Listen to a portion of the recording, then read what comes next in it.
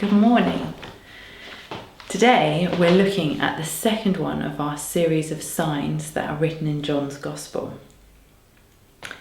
They're so great because it's a bit like a treasure hunt. We find clues that point towards something wonderful. We have to remember that as we read these stories, the people there didn't know what was coming. They didn't really know who Jesus was yet. They didn't know that he was going to die, and they didn't know that he was going to be raised to life again. But these incidents, these signs, must have made them think. They must have gone to think that there was something different about this man, Jesus, something special, and maybe, just maybe, something divine. Okay, so in today's story, we meet Jesus heading into Jerusalem, the big city, for the festival. So this will tell us that he's a Jew and he is taking part in the Jewish customs and celebrations. But for me, it's a reminder that Jesus was a normal person. He was part of a family and he was joining in with what everybody was doing, sharing with what matters to his community. So we're going to picture the scene, okay? It's hot, it's busy, there are people and noise everywhere. The city's full because of the festival. And in the shade, by the healing pool, a great number of disabled people used to lie. The blind, the lame, and the paralysed. Now when I read this, my first thought was, it would have been really easy to just walk past, wouldn't it? To just be part of the crowd and just head in towards the temple. But this is a very Jesus-ish thing. He didn't walk on by, he stopped and he engaged with what he saw. For a little bit of background, the healing pool was called the Pool of Bethesda. It's an actual place and it's been excavated by archaeologists, and if you go to Jerusalem today, you can still see it. It was a sacred healing site both for Jews and pagans, and the story went that every time the waters bubbled, the first person to get in the pool was healed. Clearly though, if the man in today's story had been there for 38 years, the system wasn't working very well. The whole place spoke of miraculous healing, but it was at best rare and at worst an idealistic dream. It's this situation that Jesus enters. He meets the man where he is. In verse 6, we're told that when Jesus saw him lying there and learned that he'd been like this for a long time, he asked him, "Do you want to get well?" When I first read this, I thought, that's really interesting that Jesus is engaging with this man. He's asking him questions, he's having a conversation, he's connecting, he's being warm, he's being friendly. But the more I thought about it, I wondered if what Jesus was actually saying was something more along the lines of, do you really want to get better? Or are you quite happy lying here making excuses? You see, sometimes I think when we encounter Jesus, he checks with us if we're ready for life with him. Are you ready for this new life I'm going to give you? Do you really want this? Because as we'll see in a bit, this new life that Jesus offers us requires some changes sometimes. Okay, so back to the story. And the man's answer to Jesus' question, do you want to get well, is not a straightforward yes. I think that's really important to notice.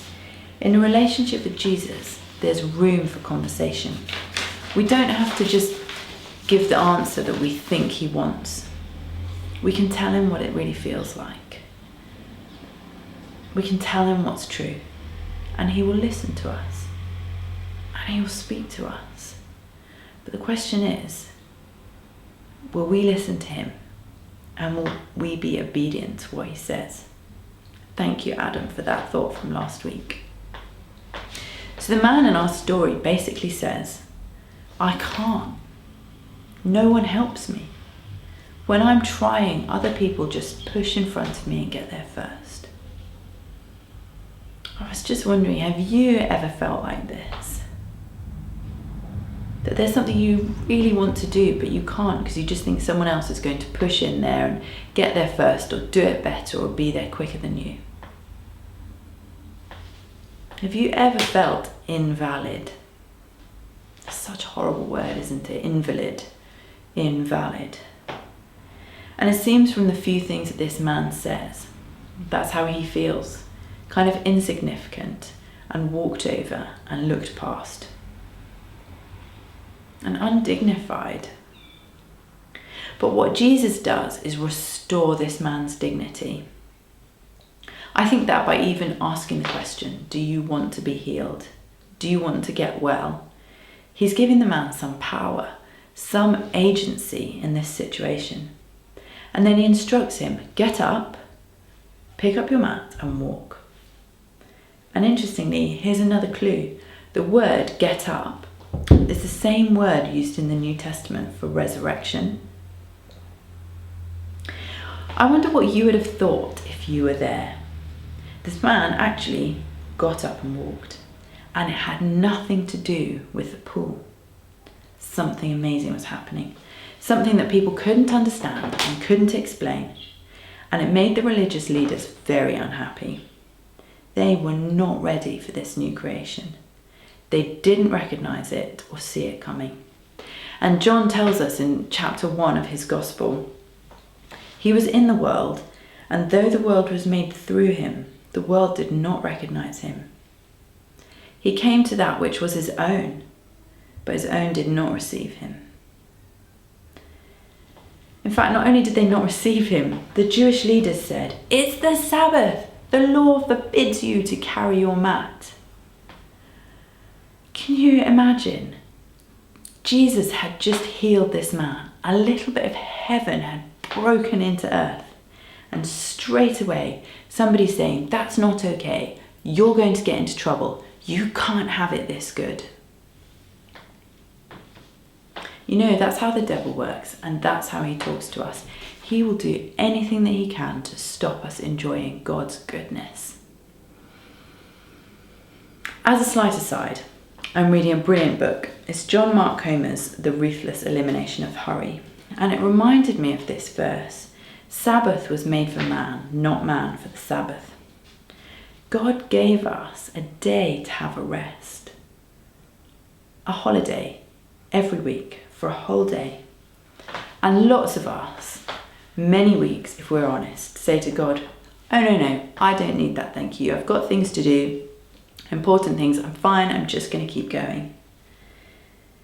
But Sabbath, a day of rest, was made as a gift for us. Sabbath was a gift for this man. It was the gift of new life, of resurrection. And the religious leaders tried to take it away from him because they didn't understand it. They didn't understand the gift, the grace that God lavished upon this man and lavishes upon you and me today. So this man, he walks away carrying his mat, and the next time we hear about him, he's in the temple. I wonder why. I wonder if it's because he wants to join in with everybody else and he hasn't been able to for such a long time. I wonder if it's because he wants to thank God and worship him. I wonder if he's been disabled for 38 years, whether he's ever been in the temple. I wonder if he was considered unclean, or I wonder if because of his situation he was not allowed all the way in, or I just think it's interesting that that's the first place we hear about him again, in the temple. It must have been so wonderful to be with people and worshipping God again, to be part of the community. And Jesus found him again. And he said to him, "See, you're well again. Stop sinning, or something worse may happen to you." It's really interesting, isn't it, for Jesus to come back to him and tell him to stop sinning. Now, we're not told what sin he was committing, and to be honest, it probably doesn't matter. Maybe Jesus was telling him to use his newfound freedom wisely. At the beginning of the story, when Jesus asks a man whether he wants to be healed, I wonder whether he's implying that the gift of new life, of the resurrection, will almost put the man onto a new trajectory where more will be expected of him. He'll find himself in situations where he won't be able to make excuses anymore. And Jesus is saying, are you ready for that? Are you ready for that responsibility? Sometimes sin can be comfortable. It's familiar. Perhaps a habit more than a choice. You know when there's something that you've always done, you might even know that it's not great. Or even if it actually repulses you, you can just be drawn back to it. Jesus found this man again because he loves him. And it's the same with us. He finds us because he loves us. And he said, stop sinning. It hurts you. Don't go back to that life, that pain. I've rescued you from that. And I think to some of us, he's saying, I give you this gift of Sabbath every week so that you can stop the busy, you can stop the crazy, you can stop the hurt and the pain and look at me. And I just wondered, maybe if there's one or two of you, if Jesus is telling you to walk away from something today. Maybe it's thinking that you couldn't possibly do something because somebody else will get there first or do it better. Maybe it's idleness. Maybe it's pain. Do you need to ask the Lord to heal you from something? Is it a relationship or a situation that you're tempted to go back to? Jesus says to you today, get up, pick up your mat and walk, and stop sinning. Can I invite you today to turn to Jesus? Remember in today's story that twice Jesus found this man.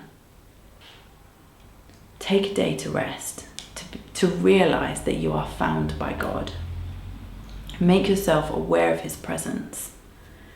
Talk to him, listen to him, and maybe pray and ask him for obedience and boldness to do what he's asking you to.